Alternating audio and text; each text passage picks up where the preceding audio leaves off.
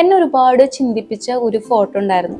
1889 ഡമാസ്കസിൽ ഒരു Italian photographer പകർത്തിയ ഒരു ചിത്രം. കാഴ്ചയില്ലാത്ത മുഹമ്മദ് പോളിയോ ബാധിച്ച സമീറിനെ തോളിലേറ്റ് കൊണ്ടുപോകുന്നതായിരുന്നു ആ ഒരു ദൃശ്യം. ഇവിടെ നമുക്ക് കാണാൻ കഴിയുന്നത് കാഴ്ചയില്ലാത്ത മുഹമ്മദിന് വഴി കാട്ടി കൊടുക്കുന്ന സമീറിനെയും അതുപോലെ തന്നെ നടക്കാൻ കഴിയാത്ത സമീറിനെ ചുമലിലേറ്റ് കൊണ്ടുപോകുന്ന മുഹമ്മദിനെയാണ്. ഇവര് പരസ്പരം സ്നേഹിച്ചും സഹായിച്ചുകൊണ്ടാണ് ജീവിച്ചിരുന്നത്. ഇവിടെ എന്നെ ഏറ്റവും കൂടുതൽ അട്രാക്ട് ചെയ്തത് രണ്ടുപേർക്ക് ഒരുപാട് പോരായ്മകളുണ്ട്, അതുപോലെ രണ്ട് മതസ്ഥരാണ്. എന്നിട്ട് അതൊന്നും നോക്കാതെ പരസ്പരം സ്നേഹിച്ചും സഹായിച്ചാണ് അവർ ജീവിച്ചിരുന്നത്.